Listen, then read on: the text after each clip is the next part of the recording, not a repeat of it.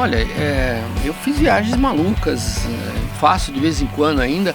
Eu acho que um dia todo mundo vai querer fazer. Assim, eu sei que não tem muita gente que quer remar de um continente para o outro, contornar a Antártica, essas coisas, mas eu acredito como o Everest, que os primeiros caras lá, o Tenzin e o Hillary, não imaginaram que teria fila, cartão magnético para conseguir autorização para subir no Everest. Hoje virou um troço unicamente burocrático. Espero que um dia isso aconteça.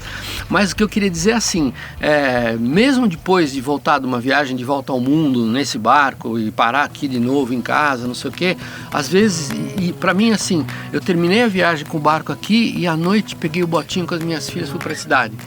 Vai ter emoção. Foi uma aventura tão grande quanto contornar o planeta, porque a maré estava baixa, eu não enxergava o rio, e aí eu tinha que achar o canal mais fundo, tinha que entrar na água pela cintura, estava frio. Então assim, esse tipo de vida em contato com um meio tão intenso e imprevisível como o mar transforma pequenos eventos em experiências marcantes e profundas.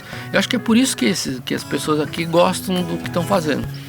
Então, cada um vai encontrar uma experiência marcante, profunda no tamanho do seu problema. Um cliente nosso aqui, um cara incrível, um alemão de 85 anos de idade, outro dia foi tomar uma caipirinha na Praia Grande e caiu do botinho, imagina. Não tem como ter aventura num botinho inflável nesse mar liso aqui. Mas caramba, não sei se foi a caipirinha, mas ele caiu do botinho e o botinho ficou virando em círculos, ele nadava atrás e tentou subir em cima e a hélice bateu no pé dele e ele conseguiu nadar e trouxe o botinho para cá de novo a nado. Quer dizer, um passeio de almoço para ele se transformou numa epopeia. O pé infeccionou porque a Santa Casa aqui não tem equipamento, não sei o que. Então, tudo pode ser uma aventura. Um outro amigo aqui que teve um problema elétrico, não tá ficando louco, mas caramba, também depois de um ano, esse cara manja de eletricidade mais do que qualquer engenheiro da Universidade de São Paulo, de eletrônica. Então, assim, é muito divertido, porque é um meio onde você está sempre aprendendo de uma maneira autêntica e tendo experiências intensas.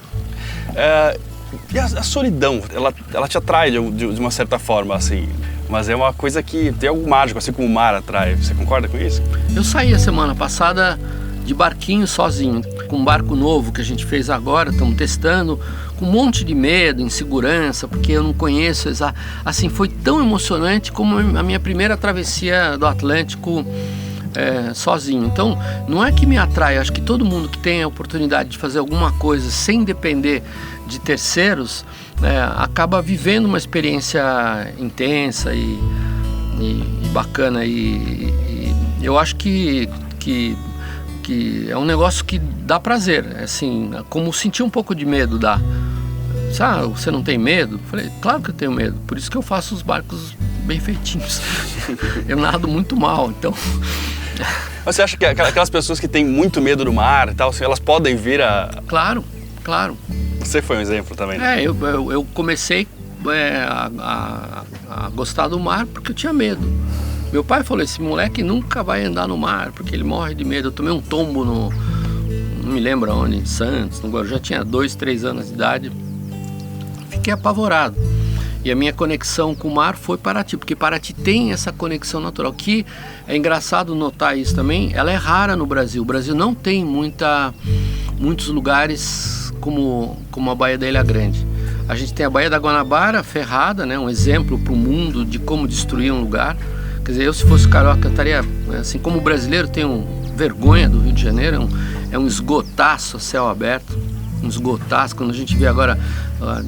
conversa sobre as Olimpíadas, quer dizer, como é que pode uma cidade onde 1 metro quadrado de um apartamento custa 100 mil reais não conseguir resolver uma coisa tão básica quanto saneamento? Não dá para entender.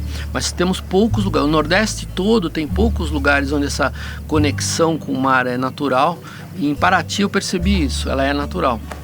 Aí a gente tem um lugar mais encantador para mim, que também foi assim, destruído, que é a Baixada Santista, que tem o mais importante complexo de canais naturais navegáveis, que foi destruído pela asneira dos nossos governadores, de muitos que até a gente conhece, gosta. Destruíram fazendo pontes baixas. E fazendo pontes baixas criaram zonas de ocupação urbana deturpadas, ocupação irregular, que foi patrocinada pelo Estado. As favelas todas, as ocupações irregulares, elas foram contratadas pelo Estado, foram pagas pelo Estado para que acontecessem. E pode ser revertido isso? Pode. Acaba com imigrantes, arranca todas as pontes, faz pontes altas para passar um barco à vela embaixo, para passar um navio.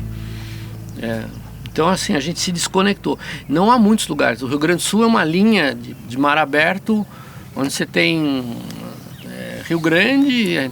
Meu pai tem casa na Praia do Cassino. Pô, é um lugar, é a costa da Namíbia do lado de cá, né? Só que a gente ficou sem os diamantes. Duvido que exista bife de chouriço na Namíbia. Mas é um litoral inóspito, que é lindo também. Mas a conexão... Por outro lado, você tem uma conexão natural com o mar no Rio Grande do Sul, que é o lado interno da lagoa. Sim. Que é totalmente subutilizado. Esse é um corte de um vídeo maior que você pode assistir clicando aqui nesse quadro. E se você gostou bastante do conteúdo, inscreva-se no canal e ative o sininho para você saber quando a gente lança outros vídeos.